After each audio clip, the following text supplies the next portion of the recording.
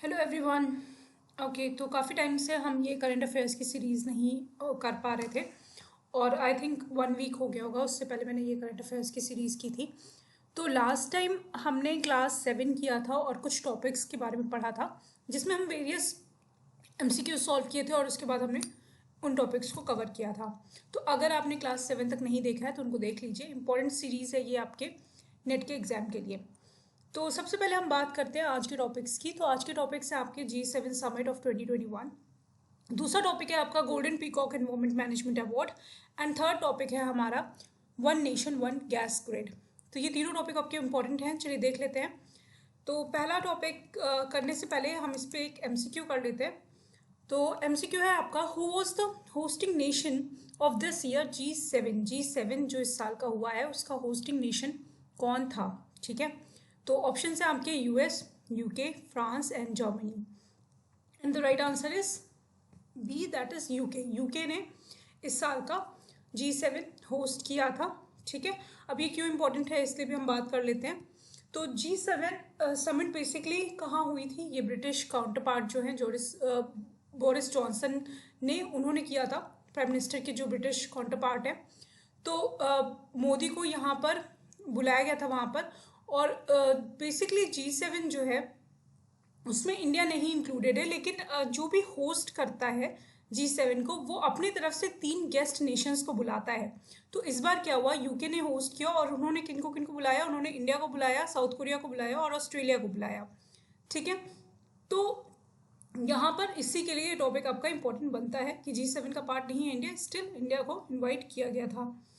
अब यहाँ पर ये देखना है कि इस साल ये भी बोला जा रहा है कि आगे चल के शायद D10 नेशंस बनाने की बात की जा रही है जिसमें 10 डेमोक्रेसीज को इंक्लूड किया जाएगा। ठीक है, तो D10 के बारे में भी बात नहीं करेंगे हम, बस हम इतना, मैं आपको ये टॉपिक मतलब थोड़ा सा ये इससे रिलेटेड था तो इतना बता देती हूँ कि D10 मतलब 10 डेमोक्रेसीज।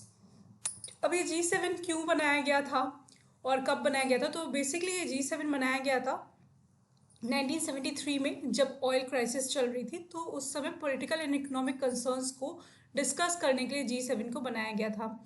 तो उस टाइम पे ये G8 नेशन था जिसमें आपके US, UK, France, Germany, Italy, Japan and Canada आते थे और रशिया आता था। बाद में क्या हुआ, 2014 में रशिया बाहर चला गया उससे, उसने G8 छोड़ दिया और उसके बाद से ये G7 के नाम से जाना जाने लगा। तो इसमें आपके जो नेशंस हैं वो है US, UK, France, Germany, Italy, Japan and Canada. इस साल जब ये इसका समिट हुआ तो उसमें किसने होस्ट किया, उसने यूके ने होस्ट किया और उसने 3 गेस्ट नेशंस को बुलाया जिसमें India, Australia and south Korea आता है। चलिए अब आगे बढ़ते हैं। तो अब हमारा नेक्स्ट टॉपिक है golden peacock environment management award. ये अवार्ड है क्या, तो बेसिकली ये अवार्ड दिया जाता है एक बेटर कंट्रीब्यूशन करने के लिए मैनेजमेंट को। अगर मैनेजमेंट एनवायरमेंट के फील्ड में बहुत अच्छा कंट्रीब्यूशन करता है किसी ऑर्गेनाइजेशन का तो उसके लिए ये अवार्ड दिया जाता है। ठीक है, तो पहले एक क्वेश्चन कर लेते हैं। तो क्वेश्चन है आपका, golden peacock environment management award is a prestigious award that was instituted by the world environment foundation इन। तो ये वर्ल्ड एनवायरमेंट फाउंडेशन ने इसको बनाया था और कब बनाया था, कब से ये दिया जा रहा है। तो राइट आंसर है आपका ऑप्शन बी, दैट इज 1988 में फर्स्ट टाइम इसको दिया गया था। अब हम बात करेंगे golden peacock environment management award के बारे में। तो ये तो मैंने बता ही दिया कि 1998 में इसको स्टार्ट किया गया था। और क्यों दिया जाता है, ताकि इससे जो कॉरपोरेट्स हैं वो बहुत ज़्यादा एनकरेज हों और वो अपने एनवायरमेंटल परफॉर्मेंस को और ज़्यादा बेटर करें। ठीक है, इस साल इसको सेल को मिला है ये अवार्ड। सेल को पिछले 3 सालों से मिलता आ रहा है और ये बेसिकली उन्होंने जितने एनवायरमेंटल मेजर्स उठाए हैं, जितने मेजर्स बनाए हैं और जो अडॉप्ट कर रहे हैं उनके एफर्ट्स के लिए इस अवार्ड को दिया गया है। ओके, अब हम बात करेंगे अपने नेक्स्ट टॉपिक के बारे में जो कि आपका वन नेशन वन ग्रिड है। और ये बहुत इंपॉर्टेंट टॉपिक है। क्यों इंपॉर्टेंट है, क्योंकि आजकल इसके बारे में बहुत ज़्यादा बात हो रही है। आप कहीं पे भी न्यूज़पेपर पढ़ते होंगे, कहीं पे भी देखते होंगे, तो ये टॉपिक आपको हमेशा आपकी आंखों के सामने आ ही जाता होगा। तो हमारा क्वेश्चन है, how much percentage does the government of India wants to increase in the share of natural gas in the primary energy mix of the country by 2030। तो क्वेश्चन हमारा ये है कि जो हमारा प्राइमरी एनर्जी मिक्स है उसमें इंडियन गवर्नमेंट ऑफ इंडिया कितना ज़्यादा शेयर इंक्रीज करना चाहती है नेचुरल गैस का। तो धीरे धीरे करके गवर्नमेंट ऑफ इंडिया जो है वो चाहती है कि हमारा जो प्राइमरी एनर्जी मिक्स हो उसमें नेचुरल गैस का जो कंपोजिशन हो वो थोड़ा ज़्यादा हो जाए, और वो कितना होना चाहिए, कितना परसेंटेज होना चाहिए, ये आपका क्वेश्चन है। So the right answer is, तो ऑप्शंस देख लीजिए, मैं आपको राइट आंसर बता देती हूँ।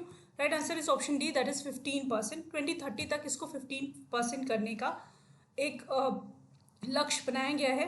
तो इस तरीके के क्वेश्चन आते हैं डेटाबेस, तो इसलिए ये क्वेश्चन आपका इंपॉर्टेंट हो जाता है। तो ये बेसिकली क्या है, one nation one gas grid basically है क्या? तो इसमें ये बोला गया है 2019 में पीएम मोदी ने इसको स्टार्ट किया था, और उन्होंने बोला था कि नेचुरल गैस को की जो ग्रिड है हमारी, ठीक है, उसको हम एक्सपैंड करेंगे और 17,000 किलोमीटर्स ऑफ गैस पाइपलाइन पूरे इंडिया में बिछाएंगे, ठीक है। उसी गैस पाइपलाइन से ये नेचुरल गैस जो है वो पास की जाएगी। तो ये जो गवर्नमेंट ऑफ इंडिया का बेसिकली लक्ष्य है कि 6.2% जो अभी हमारा करेंट नेचुरल गैस का शेयर है उसको हम इंक्रीज कर दें, 15% कर दें बाय 2030, ठीक है। और इसको अचीव करने के लिए 60 बिलियन यूएसडी को इन्वेस्ट किया जाएगा इन नेक्स्ट 4 ईयर्स। तो आने वाले 4 सालों में 60 बिलियन यूएसडी का इन्वेस्टमेंट करके हम 6.2% से 15% में इसको कन्वर्ट करेंगे। इसमें आपका क्या क्या आएगा, इसमें आपका सिटी गैस डिस्ट्रीब्यूशन नेटवर्क आएगा, पाइपलाइंस आएगी और एलएनजी टर्मिनल्स इसमें बनाए जाएंगे। तो यहाँ पर आपको ये पता होना चाहिए one nation one gas grid आखिर में है क्या, ये इनिशिएटिव है क्या, और इससे रिलेटेड डेटा कि 2030 में हमें कितना अचीव करना है और अभी हमारा करंट में कितना नेचुरल गैस का कंपोजिशन है एनर्जी मिक्स में। तो ये हमारा आज का टॉपिक था। आई होप ये टॉपिक आपको क्लियर हो गए होंगे। कोई भी क्वेरी है तो आप कमेंट करके पूछ सकते हैं। Thank you so much. Keep on watching and keep on learning.